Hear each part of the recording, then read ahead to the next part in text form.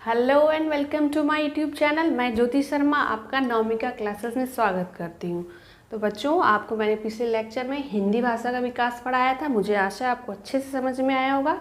आज मैं आप लोग के लिए नया टॉपिक लेके आई हूँ, वो है लिपि।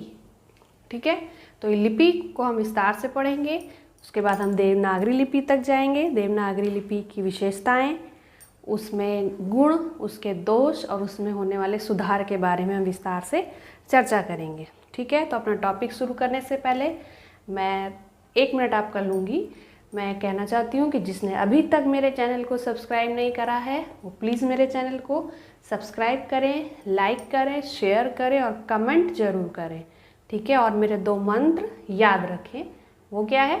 पहला कि परिश्रम ही क्या है, सफलता की कुंजी है, और सफलता का कोई भी शॉर्टकट नहीं होता। ये दोनों मंत्र आपको हमेशा याद रखने हैं। और अपने जीवन, अगर आप ये मंत्र याद रखते हैं, इनको फॉलो करते, तो आप कभी भी जीवन में असफल नहीं होंगे। तो चलिए हम शुरू करते हैं। आज का टॉपिक हमारा लिपि। तो लिपि किसे कहते हैं? भाषा के लिखने के, किसी भी भाषा के लिखने के ढंग को हम लिपि कहते हैं, या ध्वनि चिन्हों के लिखने के ढंग को हम क्या कहते हैं? लिपि कहते हैं। ठीक है, तो देखिए हमारा देखिए यहाँ पे एक परिभाषा है कि लिखित भाषा में मूल ध्वनियों के लिए जो चिन्ह मान लिए गए हैं वे भी वर्ण कहलाते हैं, पर जिस रूप में वे लिखे जाते हैं उससे हम क्या कहते हैं? लिपि कहते हैं। क्या कहते हैं? उसे लिपि कहते हैं। ये परिभाषा दी है पंडित कामता प्रसाद गुरु ने। किसने दी है? पंडित कामता प्रसाद गुरु ने। क्या दी है? कि लिखित भाषा में मूल ध्वनियों के लिए जो चिन्ह मान लिए गए हैं वे भी वर्ण कहलाते हैं, पर जिस रूप में वे लिखे जाते हैं उससे हम क्या कहते हैं? लिपि कहते हैं। किसने कहा है? पंडित कामता प्रसाद गुरु ने। ठीक है, अब आगे देखिए कि लिपि विकास की मुख्यतः निम्न अवस्थाएं मानी गई हैं। पहली चित्रलिपि, फिर प्रतीक लिपि, फिर भाव लिपि, और फिर है आपकी ध्वनि लिपि। ठीक है, ये क्या है? लिपि विकास की अवस्थाएं। चित्रलिपि, प्रतीक लिपि, भाव लिपि और ध्वनि लिपि। ठीक है, तो हम ध्वनि लिपि देखते हैं। ध्वनि लिपि के 2 भेद होते हैं, अक्षरात्मक और वर्णात्मक। ठीक है, भारत की लिपि कौन सी है? अक्षरात्मक लिपि है। और रोमन लिपि कौन सी है? आपकी वर्णात्मक लिपि। ठीक है, यहाँ पे देखिए क्वेश्चन बन रहा है कि भारत की लिपि कैसी है? अक्षरात्मक। और रोमन लिपि कैसी है? वर्णात्मक। ठीक है, तो अब आगे देखते हैं हम।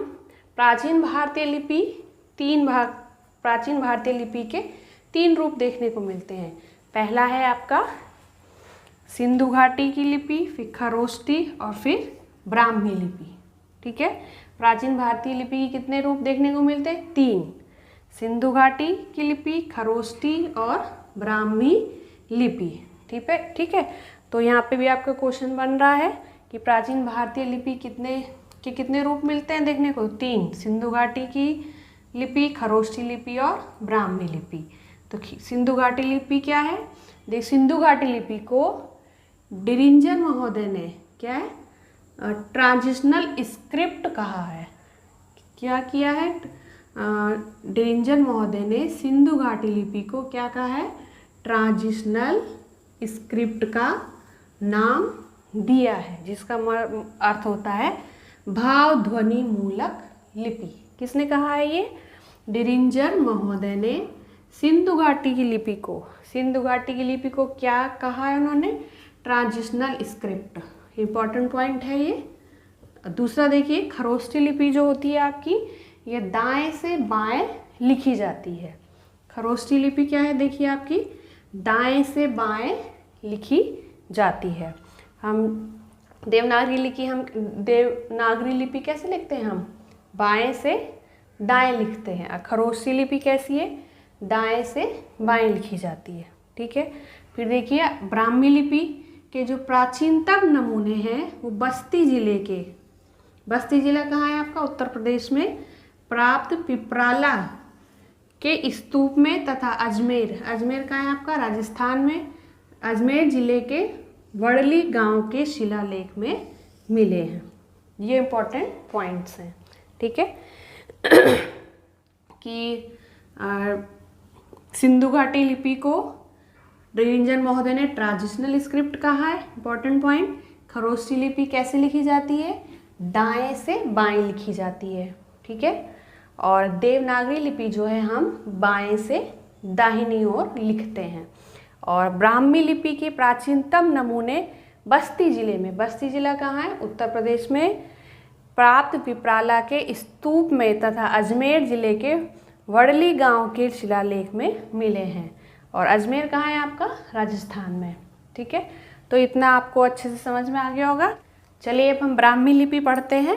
ब्राह्मी लिपि की उत्पत्ति के संदर्भ में कुछ मतभेद हैं। कुछ विद्वान उसकी उत्पत्ति भारत में मानते हैं और कुछ विद्वान उसकी उत्पत्ति विदेशों में मानते हैं। चलिए हम उन विद्वानों के नाम के बारे में यहाँ पे चर्चा करते हैं, ठीक है। तो ये है ब्राह्मी लिपि को भारतीय मानने वाले विद्वान। चलिए देखते हैं ब्राह्मी लिपि के संबंध में कुछ मत हैं कि वो भारत में उत्पन्न हुई और कुछ विद्वान मानते हैं कि वो विदेशों में उत्पन्न हुई। तो चलिए देखते हैं जो विद्वान उनको भारत में मानते हैं। तो पहला है आपका एडवर्ड थॉमस। एडवर्ड थॉमस जो है वो मानते हैं कि वो भारत में हुई। दूसरे जगत मोहन वर्मा, तीसरे श्री आर श्याम शास्त्री, चौथे डॉक्टर राजबली पांडे, पांचवे आपके डॉक्टर भोलानाथ तिवारी और छठे आपके डाउसन कनिंघम एवं लसन। और ये मानते हैं, देखिए एडवर्ड थॉमस मानते हैं कि इसकी मूल आविष्कारक कौन थे, द्रविड़ थे, ठीक है। और जगत मोहन वर्मा मानते हैं कि इसकी उत्पत्ति वैदिक चित्रलिपि से हुई है। ब्राह्मी की उत्पत्ति किससे हुई है, वैदिक चित्रलिपि से हुई है।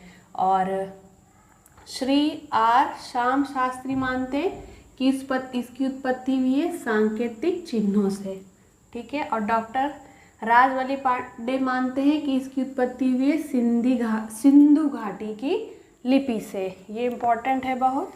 और ये भी इम्पोर्टेंट है, डॉक्टर भोलानाथ तिवारी किससे मानते हैं, हड़प्पा और मोहन जोदड़ो से, ठीक है, ब्राह्मी लिपि की उत्पत्ति।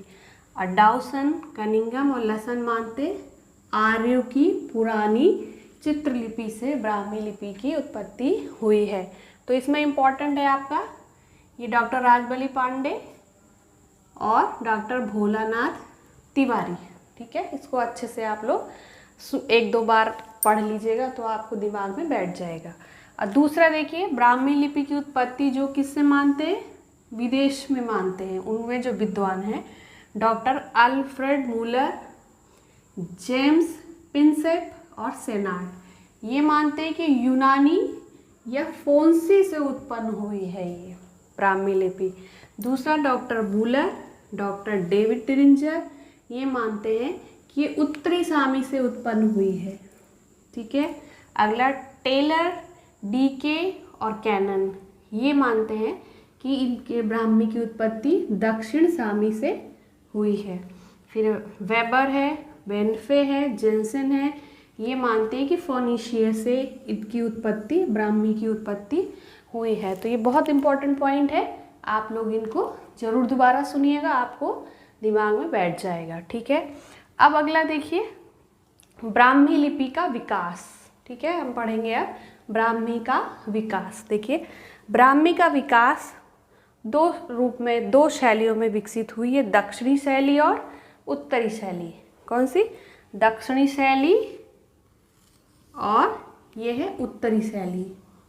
ब्राह्मी का विकास दक्षिणी शैली में आप क्या आएंगे, तेलुगु, तमिल, कन्नड़ और मलयालम, ठीक है। और उत्तरी शैली में आपका, उत्तरी शैली के बाद आपके फिर गुप्त लिपि आती है जो 4 से 5वीं सदी में विकसित हुई थी। उसके बाद आती है आपकी सिद्ध मातृका, इसको हम कुटिल लिपि भी कहते हैं या उसे कुटिलाक्षरा भी कहा जाता है, कुटिल लिपि को।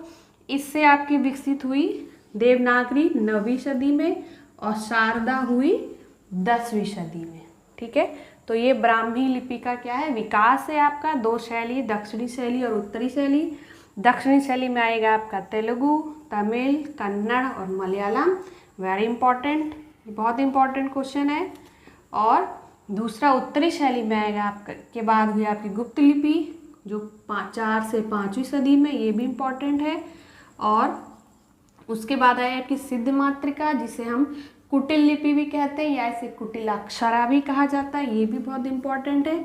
इनसे विकसित हुई आपकी देवनागरी और शारदा। देवनागरी हुई 9वीं सदी में और शारदा हुई आपकी 10वीं सदी में।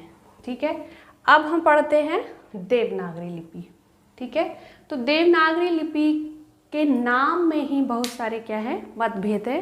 कुछ लोग कुछ मानते, कुछ लोग कुछ मानते। तो पहले हम उस पर डिस्कस करते कि देवनागरी लिपि का नाम देवनागरी कैसे पड़ा। ठीक है, चलिए बच्चों, हम जानते हैं कि देवनागरी लिपि का नाम देवनागरी कैसे पड़ा, उसमें कई मत हैं। उसमें चर्चा करने से पहले 2 पॉइंट आपको मैं इम्पॉर्टेंट पॉइंट आपको बता देना चाहती हूँ। देखिए, पहला है कि सिद्ध मातृका लिपि को डॉक्टर बुलर ने, किसने, डॉक्टर बुलर ने न्यून कोणीय लिपि कहा है। क्या कहा है, न्यून कोणीय लिपि। किसको, सिद्ध मातृका लिपि को डॉक्टर बुलर ने न्यून कोणीय लिपि कहा है। और यही लिपि आगे चलकर क्या कहलाई, कुटिल लिपि कहलाई। यही लिपि क्या कहलाई आगे चलकर, कुटिल लिपि कहलाई। बहुत इंपॉर्टेंट पॉइंट है। दूसरा देखिए, सन 588 से 89 ईस्वी का बोध गया का जो अभिलेख है वो सिद्ध मातृका लिपि में ही लिखा गया है। ठीक है, ये भी बहुत इंपॉर्टेंट पॉइंट है। अब देखिए, आप देखिए ब्राह्मी की उत्तरी शैली से आपकी 4वीं-5वीं सदी में गुप्त लिपि का विकास हुआ। उसके बाद 6ठी सदी में आपकी कुटिल लिपि का विकास हुआ और 9वीं सदी में आपकी नागरी लिपि का विकास हुआ। यही प्राचीन नागरी कहलाई। ठीक है, तो नागरी का नाम देवनागरी कैसे पड़ा, उसमें विभिन्न मत हैं। चलिए एक एक करके हम देखते हैं। तो पहला देखिए, जो पहला मत है कि जो प्रसिद्ध बौद्ध ग्रंथ था है ललित विस्तार में वर्णित नागलिपि से, प्रसिद्ध बौद्ध ग्रंथ है ललित विस्तार, उसमें वर्णित है नागलिपि, उसी से इसका नामकरण मानते हैं कुछ विद्वान। अगला देखिए, नगरों में प्रचलित होने के कारण, कि नगरों में प्रचलित होने के कारण इस लिपि का नाम देवनागरी पड़ा। अगला है कि पाटलिपुत्र को क्या कहा जाता था, नागर। ठीक है, राजधानी थी। पाटलिपुत्र को क्या कहते थे, नागर। और चंद्रगुप्त को क्या कहते थे, देव कहते थे। इस कारण इस लिपि का नाम क्या पड़ा, देवनागरी पड़ा। अगला पॉइंट है कि गुजरात के नागर ब्राह्मणों के नाम पर, यह भी इम्पोर्टेंट पॉइंट है ये सारे, गुजरात के नागर ब्राह्मणों के नाम पर इसका नाम क्या पड़ा, नागरी पड़ा। ठीक है, अगला देखिए, डॉक्टर धीरेन्द्र वर्मा के अनुसार मध्य युग के स्थापत्य की एक शैली थी जिसका नाम था नागर। ये किसने कहा, डॉक्टर धीरेन्द्र वर्मा ने कहा है कि मध्य युग के स्थापत्य की एक शैली थी जिसका नाम क्या था, नागर। उसी के नाम पर इसका क्या नाम पड़ा, नागरी पड़ा। ठीक है, अगला देखिए कि देवनागरी का जो सर्वप्रथम प्रयोग है वो गुजरात के राजा जयभट्ट ने, किसने, देवनागरी का सर्वप्रथम प्रयोग गुजरात के राजा जयभट्ट के एक शिलालेख में हुआ है। ठीक है, ये भी बहुत इंपॉर्टेंट पॉइंट है। अब देखिए अब नागरी, चलिए इसका देवनागरी नाम पड़ गया। ठीक है, उसके बाद देवनागरी को अपने अस्तित्व में आने के लिए बहुत संघर्ष करना पड़ा। देखिए बच्चों, फारसी लिपि के स्थान पर नागरी लिपि और हिंदी भाषा के लिए पहला प्रयास किसने किया, राजा शिव प्रसाद ने। कब किया, 1868 में।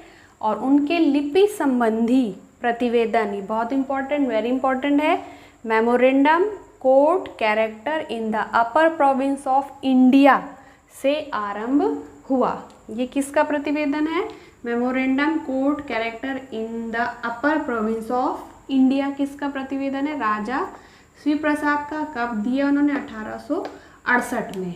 ठीक है, उन्होंने क्या पहला प्रयास किया कि फारसी लिपि के स्थान पर नागरी लिपि और हिंदी भाषा का प्रयोग किया जाए। ठीक है, उसके बाद दूसरा पॉइंट, ये भी बहुत इंपॉर्टेंट पॉइंट है कि एक अंग्रेज अधिकारी थे फ्रेडरिक जॉन शोर। इन्होंने क्या किया, इन्होंने भी फारसी और अंग्रेजी, देखिए फारसी और अंग्रेजी दोनों भाषाओं के प्रयोग पर आपत्ति व्यक्त की थी और न्यायालय में हिंदुस्तानी भाषा और देवनागरी लिपि का समर्थन किया। ठीक है, तो ये दोनों पॉइंट क्या है आपके, बहुत इम्पॉर्टेंट है। चलिए अब अगला देखते हैं। देखिए, वर्ष 1881 ईस्वी तक आते आते उत्तर प्रदेश के पड़ोसी प्रांतों बिहार, मध्य प्रदेश आदि में नागरी लिपि और हिंदी प्रयोग की सरकारी आज्ञा जारी हो गई। ठीक है, उससे क्या हुआ, जो नागरी लिपि का समर्थन कर रहे थे उनको क्या मिले, और उनको बल मिला। ठीक है, अगला पॉइंट देखिए। अगला पॉइंट है कि देखिए, प्रचार की दृष्टि से 1874 ईस्वी में मेरठ में, कहाँ, मेरठ में नागरी प्रकाश पत्रिका क्या हुई, ये है नागरी प्रकाश पत्रिका प्रकाशित की हुई। ठीक है, और 1881 ईस्वी में देवनागरी प्रचारक तथा 1888 ईस्वी में देवनागरी गजट पत्र प्रकाशित हुए।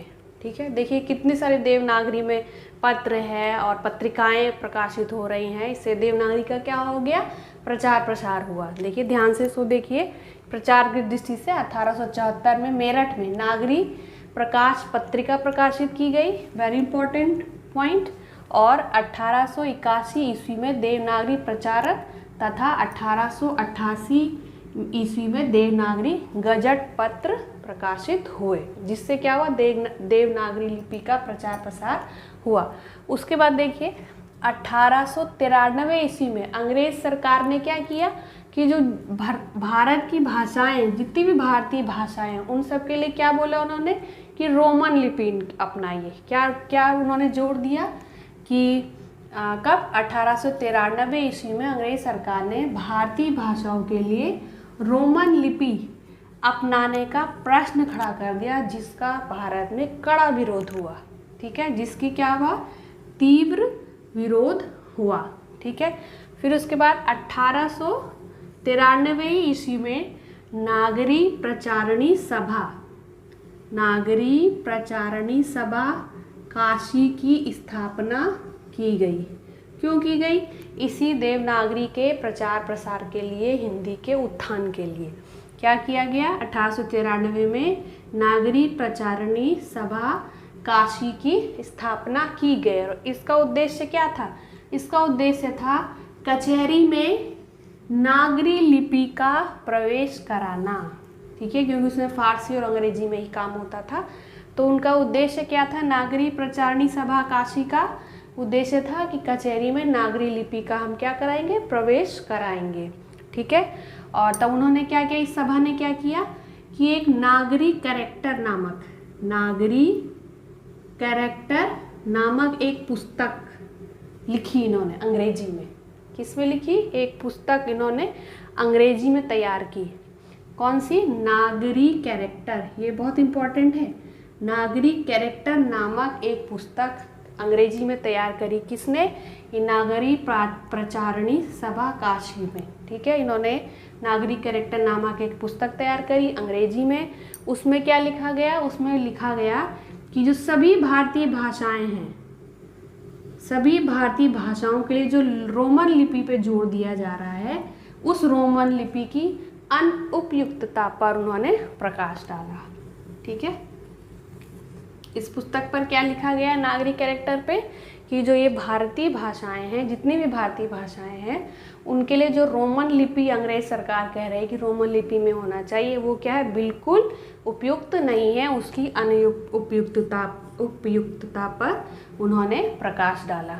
ठीक है, कौन सी पुस्तक में, नागरी कैरेक्टर में। अगर पूछा जाए कि क्या उसकी विशेषता थी, क्या विशेषता थी इस पुस्तक की, कि उन्होंने जो अंग्रेजों ने रोमन लिपि कहा कि भारतीय भाषाएं रोमन लिपि में होनी चाहिए, उसका उन्होंने कड़ा विरोध किया और उपयुक्त बताया उसको। ठीक है, अनुपयुक्त उसको बताया। ठीक है, अगला पॉइंट है 18 अप्रैल 1900 ईस्वी को गवर्नर ने फारसी के साथ देवनागरी को भी अदालतों में समान अधिकार दे दिया। इतने प्रयासों के बाद इसका परिणाम क्या हुआ कि 18 अप्रैल, ये इम्पोर्टेंट पॉइंट है, 18 अप्रैल 1900 ईस्वी में गवर्नर ने फारसी के साथ अब देवनागरी को भी अब क्या दे दिया, अदालतों में समान अधिकार दे दिया, जिनका कि प्रयास चला आ रहा था। अब इनको यहाँ पर क्या मिल गई, सफलता मिल गई। ठीक है, अब देवनागरी क्या हो गई, अदालतों में उन देवनागरी को प्रवेश मिल गया। कब, 18 अप्रैल 1900 ईस्वी में। उसके बाद देखिए अब देवनागरी क्या हो गई, अब कचहरी की भाषा बन गई। अब उसको क्या मिल गया, एक मजबूत आधार उसको मिल गया। ठीक है, जब उसने एक मजबूत आधार ग्रहण कर लिया, जिसके बल पर 20वीं सदी में वो क्या हुई, राष्ट्र लिपि के रूप में उभरकर सामने आ सकी। ठीक है, तो इतने प्रयास हुए, इतने प्रयासों के बाद देवनागरी लिपि कचहरी की भाषा बनी और उसके बाद वो सशक्त रूप में आई और 20वीं सदी में राष्ट्रलिपि के रूप में हमारे सामने प्रकट हुई।